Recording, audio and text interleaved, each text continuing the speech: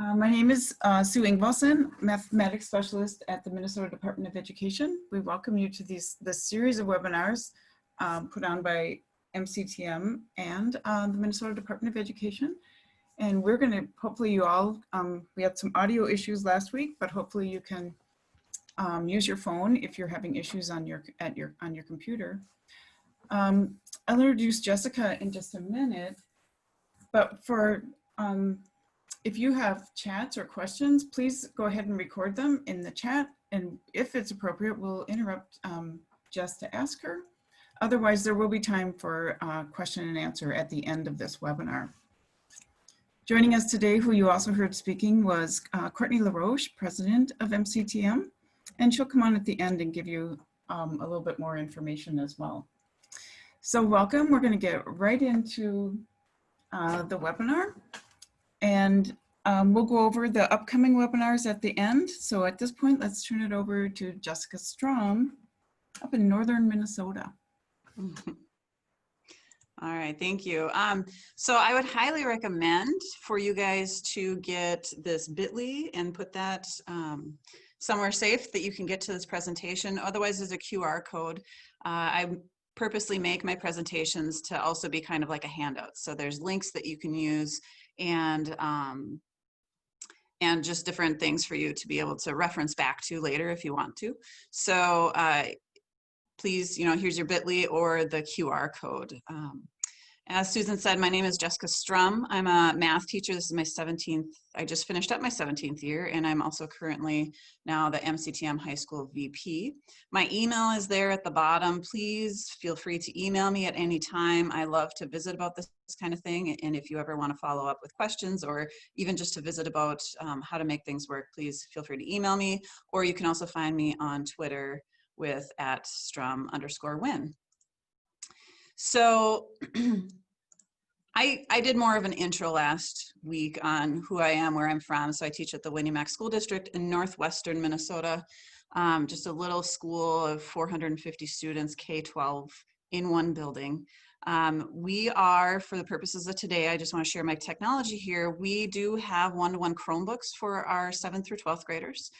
Which we sent home with our kids during distance learning. Our elementary students were sent home with the iPads that they had been using in the classroom. We weren't sending them home before, but we did for the distance learning. We also, during distance learning, made sure each and every home had internet.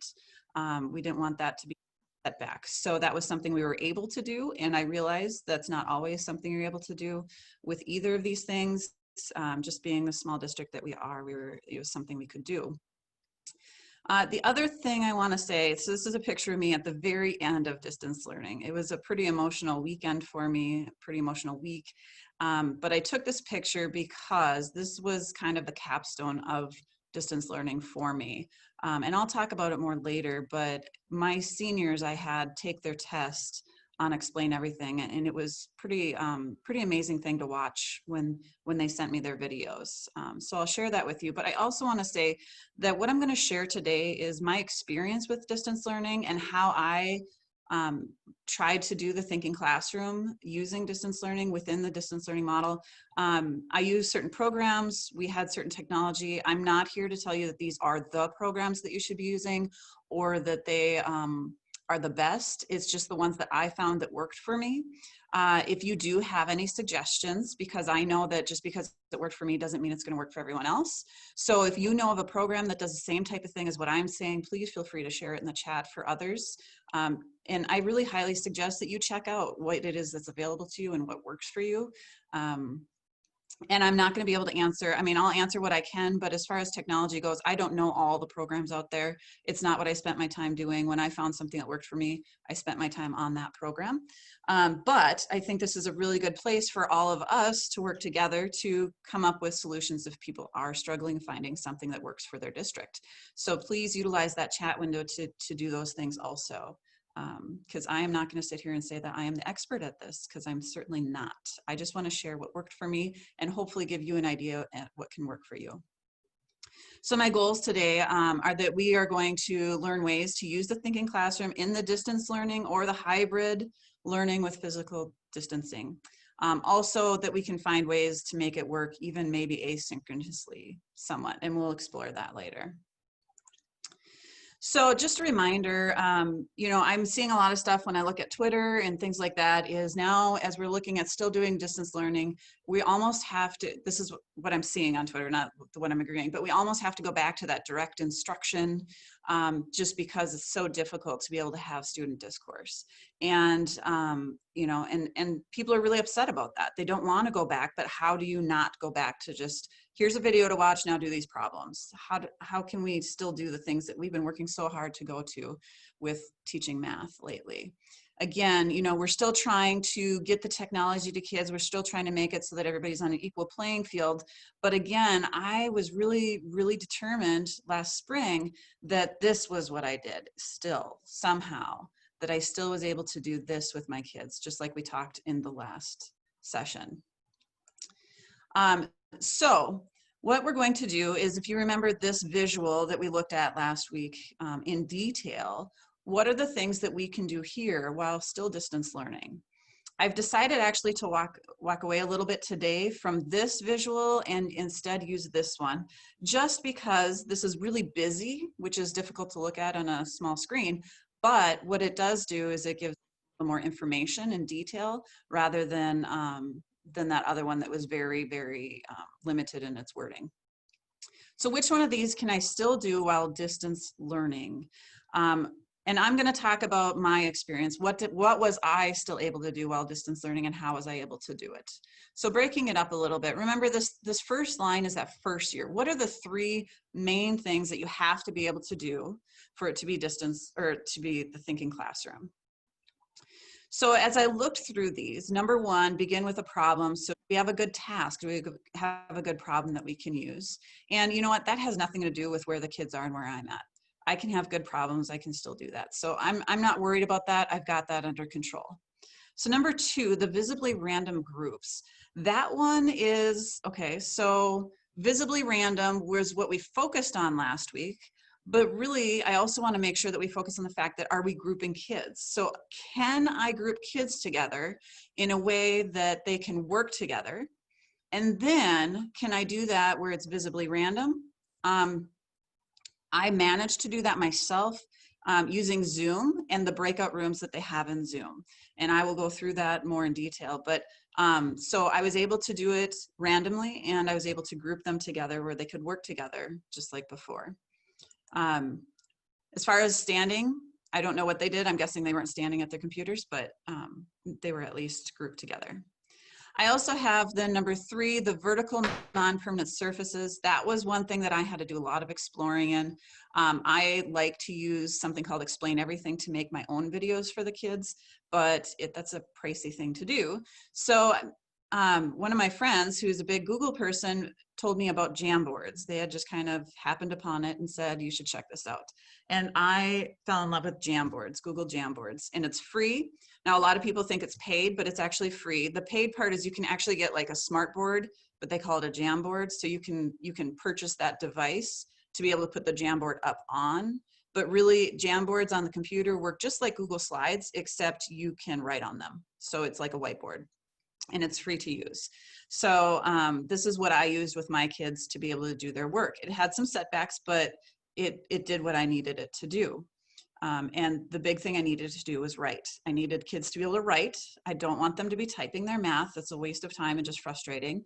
And I wanted them to erase. And I wanted them to be able to look at other people's work. And that's one of the things I haven't found in any other program, is that they can look at each other's work, because that's a really big deal, is that they can kind of spy on each other and get some ideas from each other. So Google Jamboards was where I went for number three.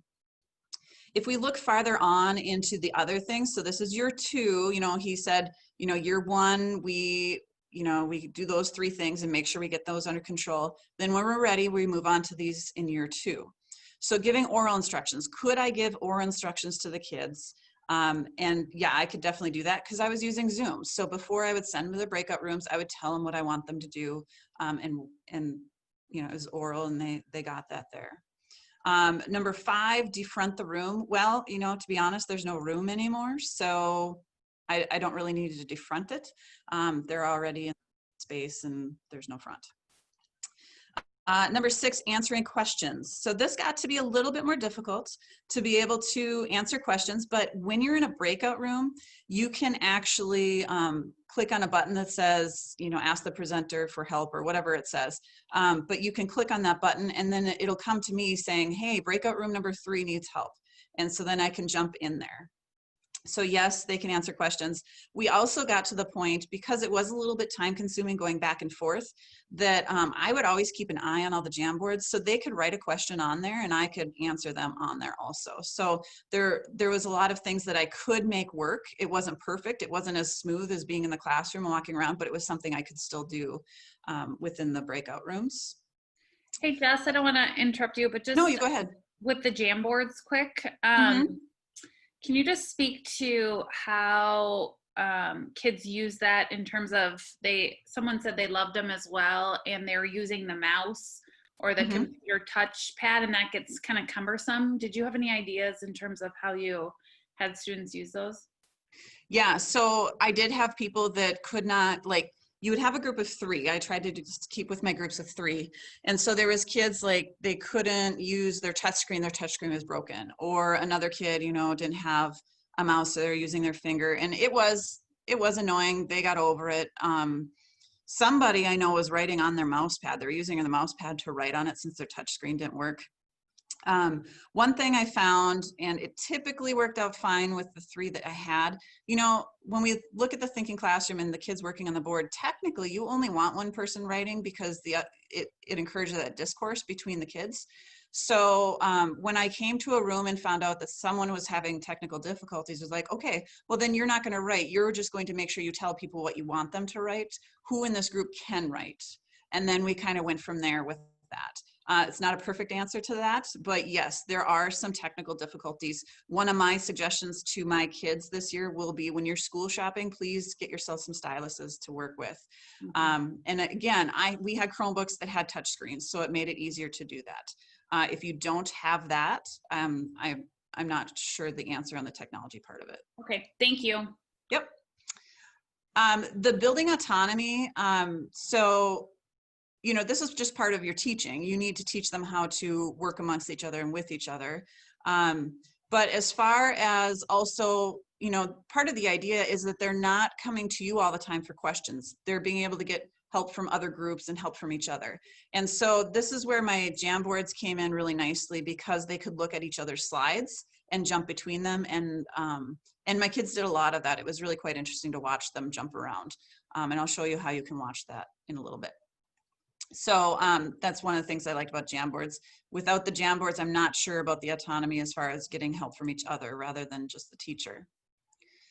So then the third step is this 9, 10, and 11. And so 9, the hints and extensions, it was a little bit more difficult because it was a little more time consuming to go back and forth. But I was able to help the kids, and I found it was easier just to, like I said earlier, just to write on the Jamboard sometimes instead of jumping all the way to their breakout room.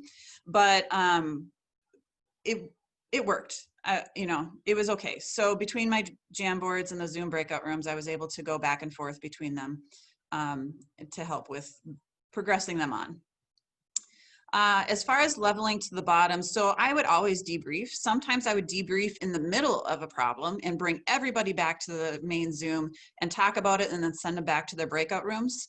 And then at the very end, we would debrief and talk about things. And I'll show you an example of what I mean by that, but I was definitely able to do the debrief at the end. And then, checking understanding. This is talking about what are you doing for homework? What are you doing for, the individual stuff? And that, that's on us as teachers. We all have, our system for that and what are we doing? I'm not going to, and throughout the rest of this, I'm not going to talk about our last 3 for a couple of reasons. One, they're not quite tied into where our kids, are they in the building or not? And 2, if you're just learning about the thinking classroom, you're not ready for these 3 anyway. So I don't want to waste any time talking about those at this point. Just quickly, I do want to talk about our norms. The norms are actually not really any different than they would be for in the classroom, but you are going to have, if you start out just learning right away, you're going to have to take some time to actually teach the norms still. So, make sure you build in your lessons where you're modeling and you're teaching all these norms.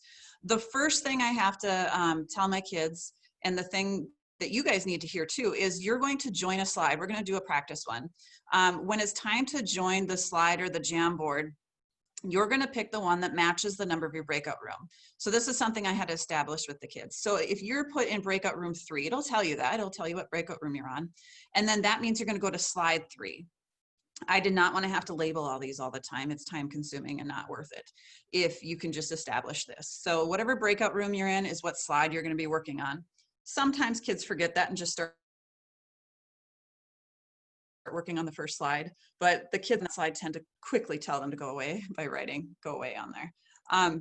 Again, I had a couple different ways this worked. 1 marker per group is still the idea. You still want them discussing and having 1 marker per group.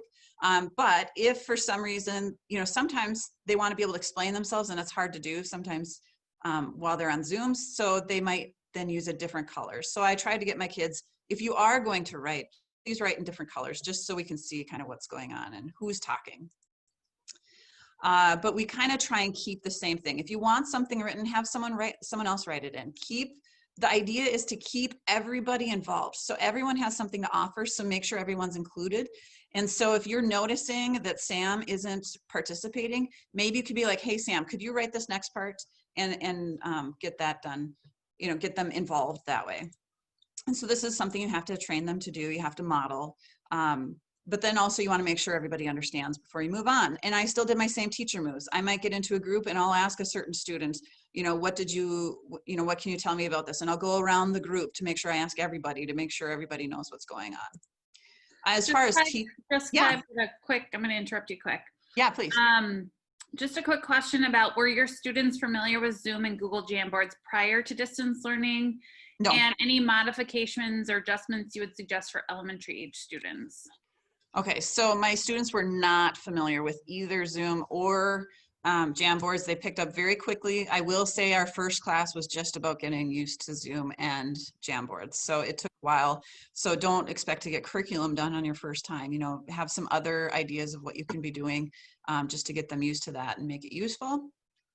For elementary students, I honestly don't know that okay, so I'm speaking as a high school teacher, so I might be totally naive, but watching my own elementary student, I'm thinking they're going to be just fine. Like, kids are pretty adept at figuring out their technology. They're probably better than we are.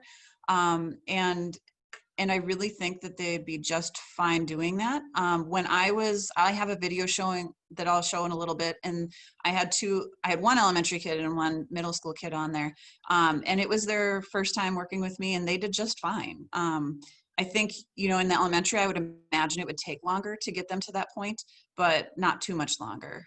And they were working on an iPad. The kids that I was working with were working on an iPad and it worked just fine for them.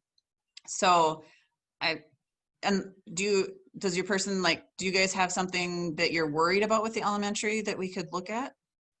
Maybe if someone has something in the chat and if there's other elementary teachers that have ideas, if you want to just kind of mark those in the chat, and then maybe we can come back to talk about them towards the end, and maybe some of the ideas will generate as we go. Mm-hmm. Okay. Okay. And I will say, I watched my daughter have to open a PDF on her iPad from Google Classroom and write on it and send it back. And that seemed a lot more difficult than doing Google Jamboard. And that's where I just feel like it might not be a problem, just because I saw the kindergarten kids doing that too in our buildings. So I just don't know that it would be as a big issue. As far as the norms for teachers, they're just the same. It's going to be really, really important to know where you want to go and what you're going to see within that, those teacher moves that you should do your problems ahead of time, because your time is going to be more limited with each student and with the whole class. It's just more cumbersome to get to them. And so you really want to know where you're going and how you're going to get there and what paths the students might take. Again, trying to only ask questions.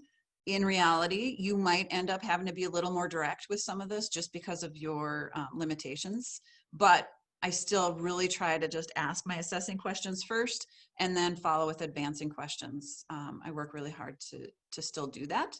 And also I still jump out of that breakout room when I see that they're going forward. I still, tell them I'm confident that they're ready to go. I'm going to go to the next group.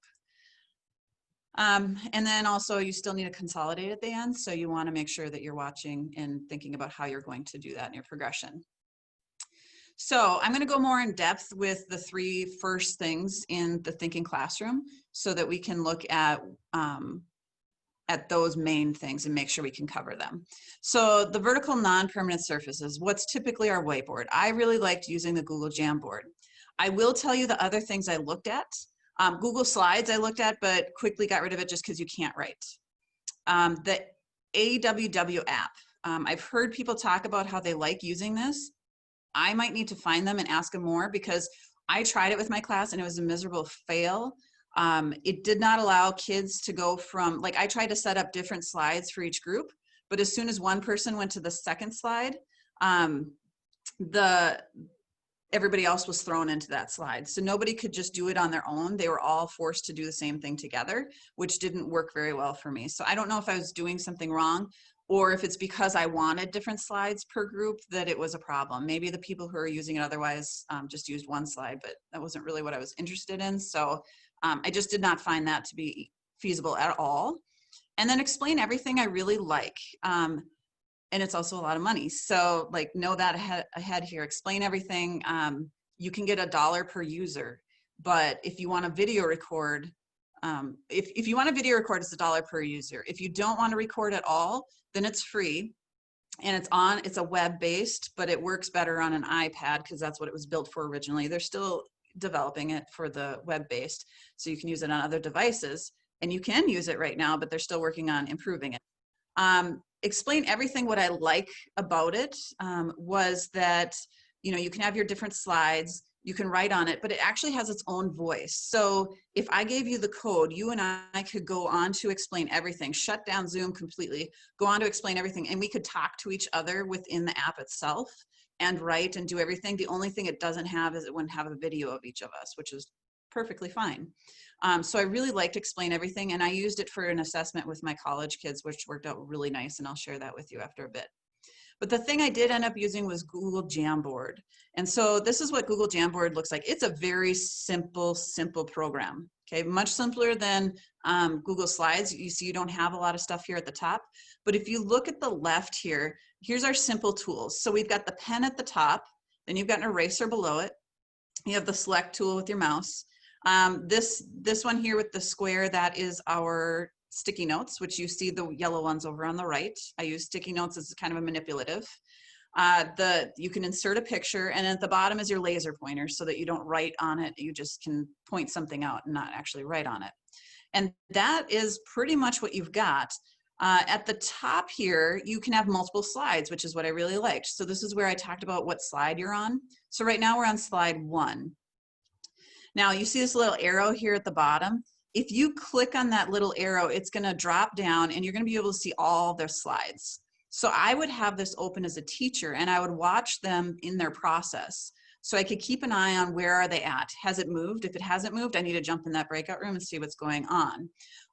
Or I can see if they're going in a direction I want to stop them, I can jump in there real quick. Or if I see they're done and I need to push them forward, I can jump in there. So this was my way to kind of stand in the middle of the room and look around at each board and see what they were doing. The other thing that you can't see here, because nobody's on the slide with me when I took these screenshots, was above these would be their little circle that says that they're on there like Google has. And so I could see who's on each slide. And it was really interesting to watch because you would see them jumping from slide to slide. So let's say there's someone in group 4 and they're stuck. They would jump over to slide 3 and slide 2 and slide 1 and see what they're doing. So there's that mobility part of being able to see each other's group work that I really liked.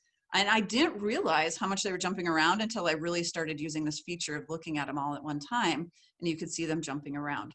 So that also helped with management because there would be maybe the kids on slide 1, someone's writing on there that's not in their group. Well, you could look up there and see who's in there that shouldn't be, and then jump into their breakout room and talk to them. So this activity I was doing was an open middle problem that I was trying out on the Jamboard. And so I made the little, numbers or the numbers on the note cards here, and they could place them in there. So here's one slide. So here was Jamboard 2 of the same problem, different group. And then, they'd be making notations on what they were doing. and then this would have been slide 3. So, so it was really nice just to look at them and see the different things that they were doing. So we're going to try something. We're going to see how this goes. It has potential to not go well, but hopefully it's good. I see I have 52 people, so we'll make this work. So we're going to do a problem. You guys are going to work together. So when you get to your breakout room, you're going to want to make sure to turn on your mic so that you can share with each other. I really highly recommend when you're doing this, you're going to have a Jamboard link and you're going to share that link in the Zoom chat window so that everybody can get to it. You have to do that before you go to breakout rooms, because once you go to breakout rooms, you can no longer see the chat window. So what I'm going to do here, I'm going to get out of presentation mode. I have this link. This is going to bring you to a Google Doc. And in the Google Doc, this is what it's going to look like. You have breakout rooms 1 through 10. This is going to be your Jamboard link. Breakout rooms 11 through 20. This is going to be your Jamboard link. And that's all we actually need today. The reason I say that is because in a Jamboard, you can have up to 30 people. So I have 49 people here, which means we're going to have to go into my second set of Jamboards. So if you're in breakout room 1 through 10, then you're going to have to join the first Jamboard. Okay, now if you're in breakout room 9, let's say, make sure you head over to slide 9 so that you can see, work on that slide. Now, if you are put into breakout room 11, then when you click on here, it's going to bring you to Jamboard 2. Oh, taking a little time to load. And if you're in breakout room 11, I want you to use slide 1. Breakout room 13, you're going to use slide 3.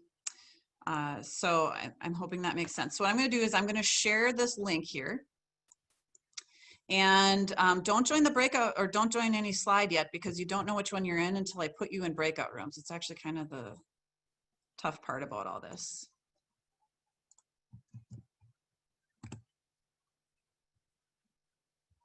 Okay, so if you click on that link, it'll bring you to this doc. And while you're doing that, I'm going to keep talking.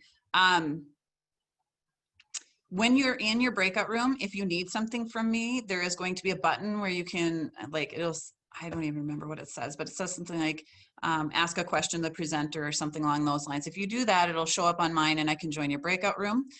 Just know that there's going to be a lot of breakout rooms, so I'm not sure that I'll be able to get to many of them. But here's what you're going to be doing before we even go there. I want to explain to you what you're doing. You're going to do a little activity called the Taxman. So I picked something that would be friendly for everyone. So with the Taxman, you are going to be picking, okay, so your group has to pick an amount of money. So let's say you pick that you want the $12. So this is, you get $12, awesome. But now the Taxman gets all the factors below $12 that are available. So all the factors of 12. So let's see here, we've got 6, so the Taxman gets 6, and he gets 1, and he gets 2, and he gets 3, and he gets 4. So then it's your turn, you pick another one, and I'm gonna pick $10. So then anything that's left here for the Taxman to take, he gets to take, so he gets to take $5. And you keep doing this until you run out of checks that have factors. So I can't pick 8 because none of these go into 8. I can't pick 7 because it doesn't have any factors. I can't pick 9 and I can't pick 11. None of these have factors within this grouping, which means the game's over and the Taxman gets all the rest. So the point of this is, if you were to do this, can you do it in a way that in the end you have more money in yours than the Taxman has in his? So can you win, can you get more money than the Taxman? Okay, so I am going to do this here. I'm going to go ahead and delete this one since I messed it up. And then I'm gonna take this one and I'm gonna duplicate so that we have still 10 in this one. So it's pretty easy to make more of these. You just have the time set up on your first one if you're gonna do that. Okay. So do we have any questions in the chat window before I send you as far as what you're going to do for this? I don't see anything right now. If anyone has any questions. Great. So I'm going to send you there. You're going to just work together. It's not going to be a lengthy time here. Don't worry. I just want you to get the experience of being sent to a breakout room and then working on a Jamboard. So what I'm going to do right now is I'm setting up the breakout rooms. I'll teach you how to do that later. I'm going to set it up so I have no more than 3 in a group. And, oops, interesting. There we go. All right. And so now I'm going to hit create rooms, and I can look through my rooms, decide, you know, how I'm going to do this, but I'm going to go ahead and open all rooms. So you should all see something that says join breakout room. So go ahead and click on that.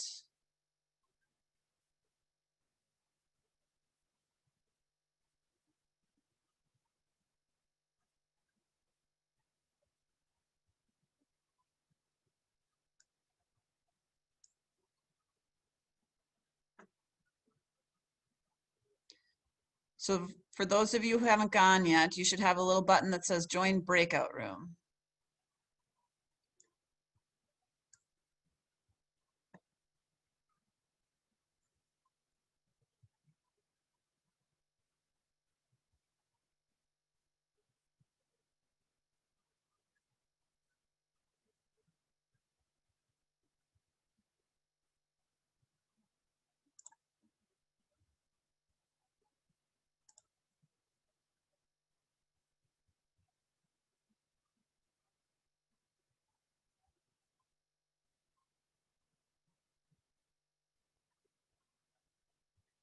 And are you guys having difficulties?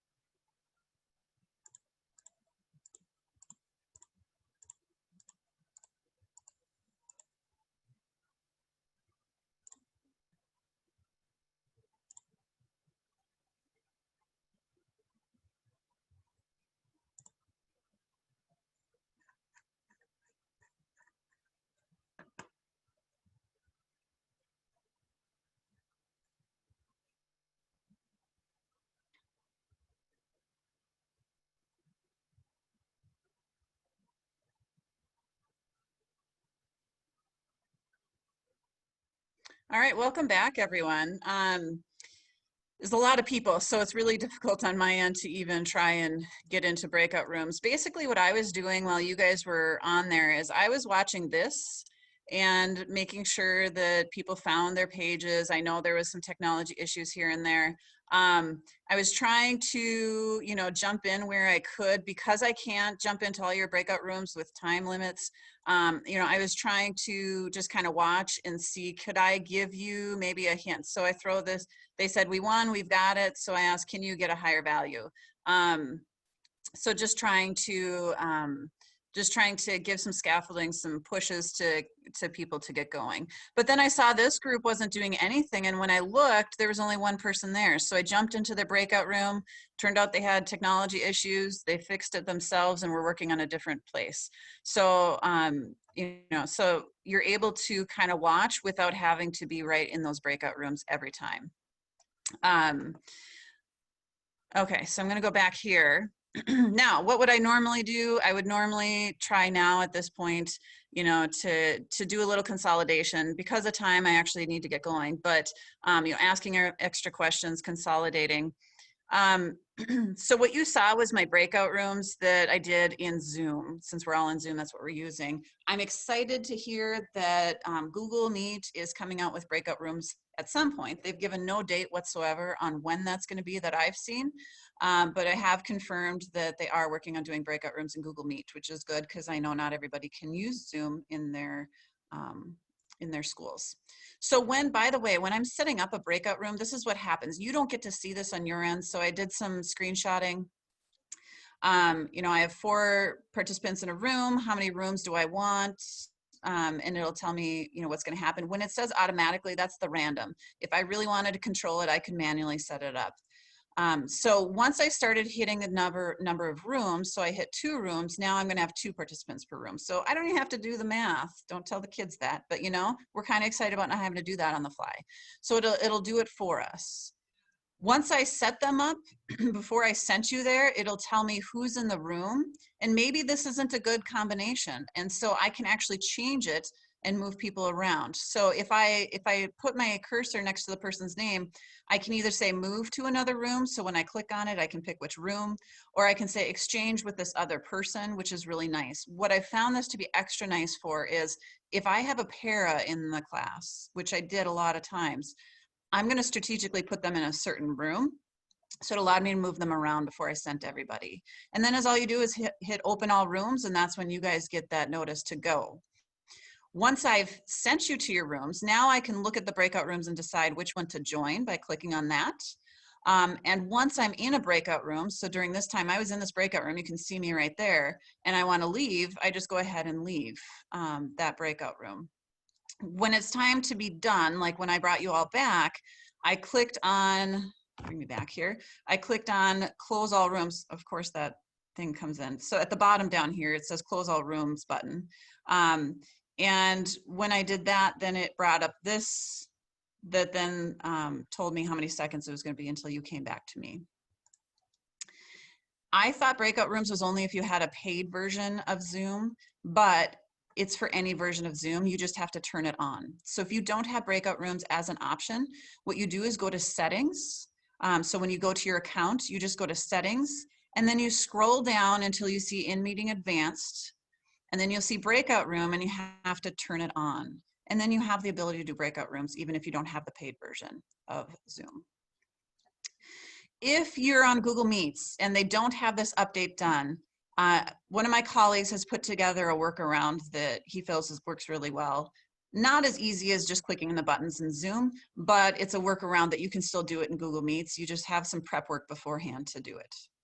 Just a quick question in the chat. If you had less participants, like your class, you could just skip the Google Doc part, right? And absolutely. you could share the Jamboard link in the chat.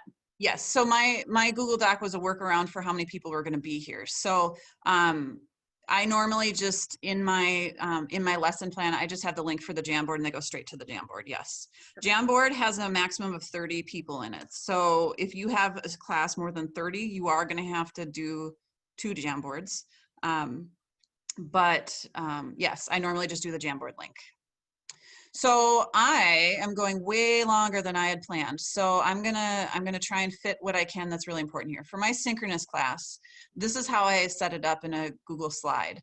So I set up what am I going to do throughout the day, just like you would kind of in your own. And then I would just follow it. So I did a notice wonder with this group. So over here on the left, you can see the second slide. I just threw that up and shared it like I'm sharing right now. And they just either told me out loud or they put in the chat window what they noticed. Then I did a Jamboard with playing with manipulatives. It bombed completely, so I'm not even sharing it, but that was my idea. They used the little Post-its as their manipulatives. I had it set up. It didn't do what I wanted to. But anyway, then I moved on to practice. And you can see down here in my presentation notes, that's where I kept my link to the Jamboard. So just like you said, I just copy and pasted this into the chat window.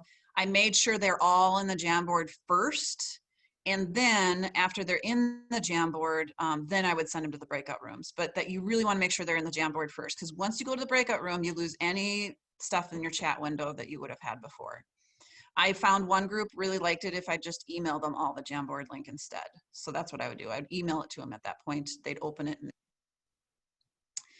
And then we would go to practice. And so this is what it looked like to practice. We were working on our square roots, simplifying our square roots.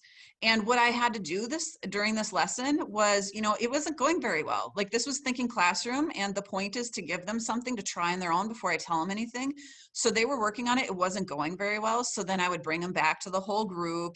We would talk about what kids were doing. So I'd do like a debrief in the middle, talk about what they were doing, talk about why 18 broken down to 3 and 6 wasn't working. They would discuss it with each other and with me. And then I'd throw them back into the breakout room, and they would keep working. And we actually did this 2 or 3 times before we got to the end. And then because of time, it wasn't my most favorite thing to do, but because of time, I did end up doing my own page in the debrief, just to make sure everybody was on the same page, because I didn't get to listen to every conversation and what was going on. So I wanted to make sure that they had a good, solid ending to how to do this. So I did end up doing this. This isn't something I would normally do, but I did end up doing this. And then I gave them an open middle they just started, so forgive them for what they have here. But I gave them an open middle to kind of keep working on it and have this purposeful practice at the end. And then I came back and I had some other things I needed to tell them, and then tell them what they had for homework. And that was my lesson. That took me half an hour to 45 minutes. Okay, so I do not have time to show you this, unfortunately. I've taken way longer than I planned. But okay, so I did a practice one last week with a couple people. So I had a couple kids join me, Holden and Ruby, and then a couple teachers, Allie, Grace, and Kristen joined me, and we did a breakout room, and I videotaped it, and you can still look at it and watch it on your own. But here are the slides, because when I videotaped it, it didn't record the slides that we were talking about. So this was group 1 and what they worked on. We were working on exponent rules for 0 and negative exponents. Here's group 2 and what they were working on. So when we talk about a visual or talk about what did you do here, these are the slides. Here's the video. I really highly recommend watching it. It was awesome. I love, and I'm gonna say, this is what I see all the time from kids. These are some pretty bright kids and pretty special kids, but like, this is what I see from kids all the time. And just listen to their thinking. Even if you just listen to the last 2 minutes of the video and watch it, it was just really cool to see the stuff that they figured out that day themselves. Okay, I know some people were asking about physical distancing and asynchronous. So I want to make sure I get a chance to talk about them. Neither of these things have I done. So what I'm going to talk about here is just brainstorming things that could maybe work. I'm not sure. I have to figure it out still for myself. So looking around my room, my own classroom, this is a setup of my own classroom. I have these boards right now. Can I make it work? If I put a kid at each board, is there going to be 6 feet in between them? I don't think there's going to be for these 4 up here. I think I'll have to cut it down to 3 boards to be able to get these kids to be 6 feet apart. Remember, we're having 1 kid at a board anyway, so I don't need all 3 kids to be like smack dab at the board like normal. I just need 1 that's going to draw with the marker on the board, right? Then I need to make sure that I can get my other 2 to be their distance apart. Am I going to be able to do that? I'm not totally sure, but I need to measure it out, and this is what you need to do. Measure it out. Are you going to be able to make it work? What if what I have going on here isn't enough for all the kids I need? Well, there's this whole center of the room that we're not using. Could I put in maybe some shower boards on an easel or something, or find a way to prop it up so it's vertical, and be able to use the middle of my room and group them together so that they could work together? But let's say none of this is going to work. Like, let's say it's not going to work. So I have my kids in the room anyway. I've already got the seating so that they're far enough apart. Maybe what they're going to do is they're going to sit at those spots, and they're going to use their devices to work on a Jamboard and talk to each other next to each other. So my random grouping isn't going to work because I have to go with where they're sitting, so they're not yelling across the room. We want them to talk to who's nearest to them. So that's where I'm going to group them. But they still sit where they are, but they can at least use their Jamboards. Jamboard doesn't have sound to it, so you're not going to have that, you know, hearing everybody's voices through their speakers and all that. But they can still work on the same Jamboard and be able to write and talk within the room to each other. So I'm thinking if I can't make my boards work, this might be something that I have to do. Or maybe a combination of boards and Jamboard. Like maybe, you know, not everybody has to be on the same exact thing. Like as long as they're just doing the task in the way that we need them to do it. Our school is really looking at hybrid, and this is maybe something that we want to talk about, talking about another time, but.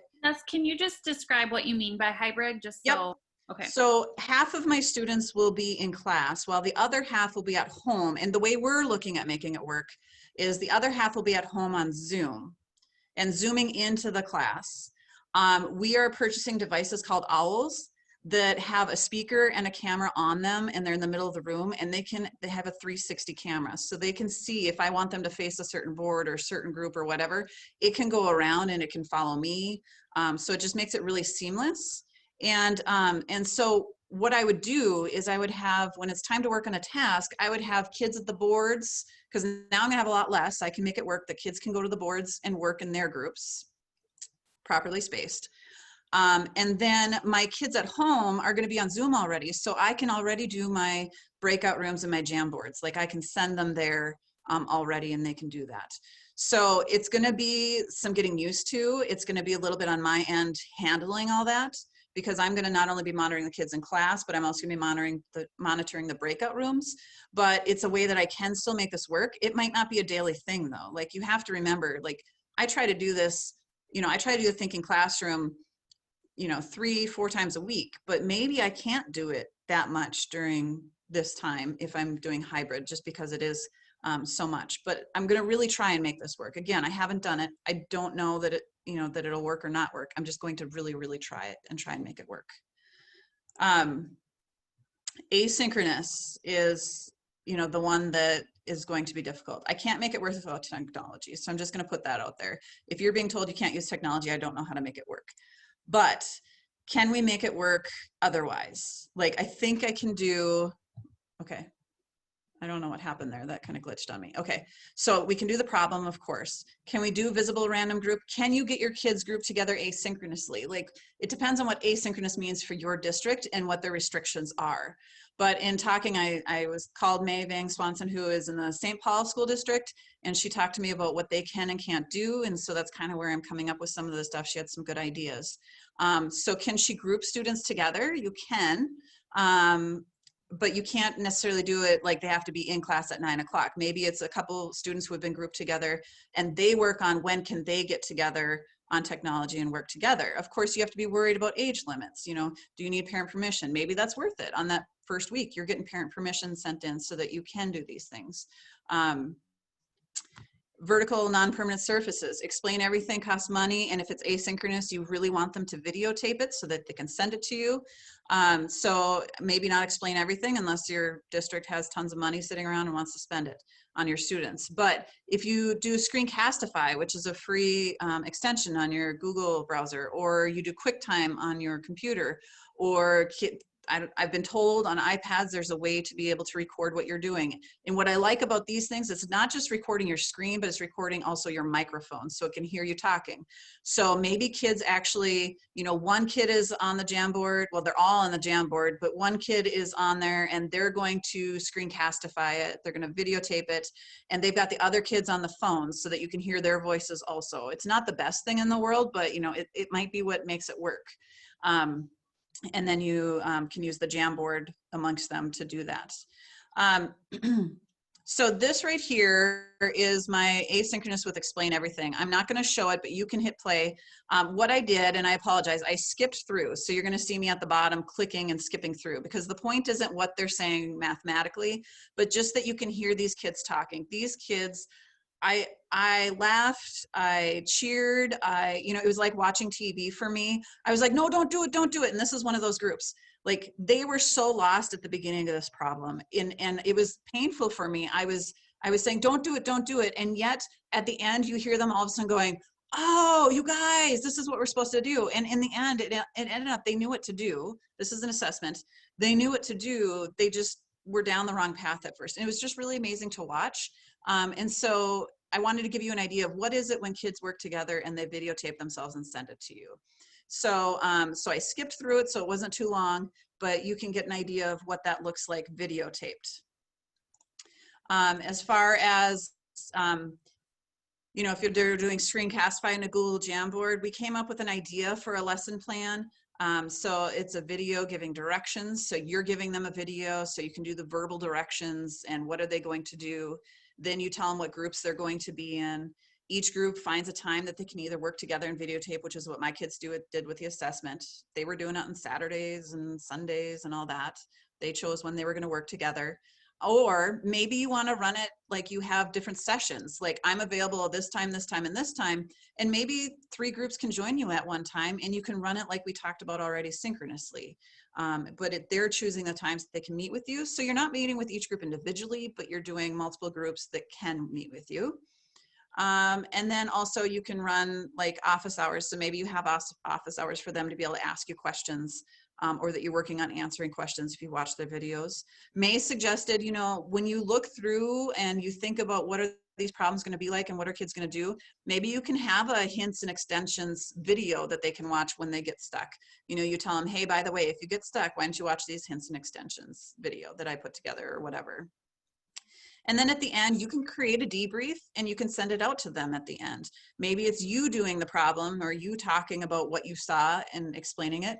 Or, you know, like Flipgrid has something called mixed tape.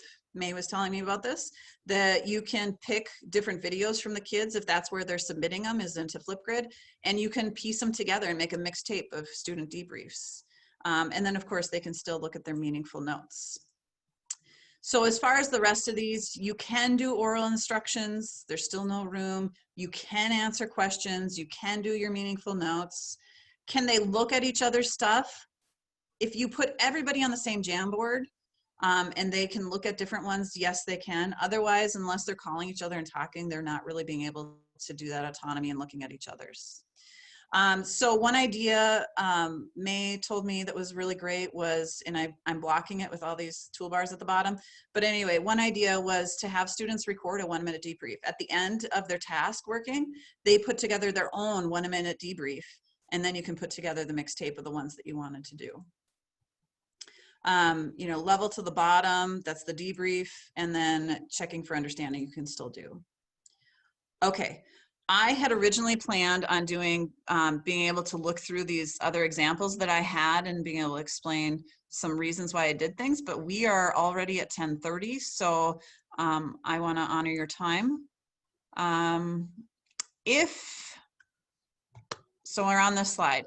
If you are in this, in my slides, we have a little tiny URL here for you to be able to say that you would like to talk about doing hybrid situations. So if you wanted to explore the hybrid idea and see how that would feel and look, and even just have this informal time to visit about that, please click on that link and fill it out. And by the end of tonight, I'll look at it and I will email those people different times that we can do that. I have an owl in my room. I can set it up real easily and we can kind of just feel that out and problem solve together. So that is on slide 67. I'm wondering if I need to reshare my, do we need to put in the link for this slide deck here into the chat window? I just did it a little bit ago. The bit.ly. Okay, yeah, and then even if you want to put this tiny hybrid link here into the chat window for people who maybe aren't on here, they can still click on it. So that would be if you're interested in talking and problem solving together. Can you make it bigger again, Jess? I sure can. Thank you. Mm-hmm. Is that what you meant? Yes.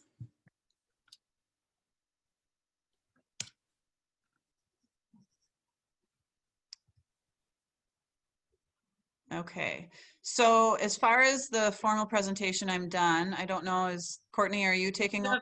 Yeah, do you want to click the next slide? Sure. So just thank you again for joining us this morning. Thank you to Jessica. She gave us lots of things to think about, and especially with kind of the uncertainty of what going back to school will look like. So thanks for kind of help us think about possibilities and how to continue to get our kids collaborating and really working and sharing their ideas, because I think that's the trickiest piece of all of this. Next week, we will hear from some teachers in Anoka Hennepin talking about using technology to enhance engagement and learning, some of the work that they've done, particularly at the elementary level, but I think can apply to everyone, just like Jess's work here today. And then we'll hear from Math with Me in Minnesota, August 4th. The 11th, our MCTM Equity Committee will host an equity conversation. And then, as you can see, a panel to kind of say, like, what's happening for fall? What are people thinking? Just a way for us to connect and collaborate with each other. And then really the Math on a Stick, knowing that our state fair, we won't be able to have that piece, and just a way to celebrate and do some public math together and bring everything that we've been working on this series really together. So hopefully we'll continue to see many of you in the coming weeks. Is there one more slide, Jess? Just remember about the presidential awards for math and science teaching. Encourage your favorite, math or science teachers to apply. This year it's grade 7-12 for nominations. So, or nominate yourself and work through that application. There's more information there at that website as well. Is there one more? Is that it? I think that's the last one. There you go. So you can contact Jessica, you can contact me. Sharon is our executive director and Sue is our MDE representative, so consultant. So we're all here and available for any questions. So thank you again. Have a wonderful day, and we look forward to seeing you again.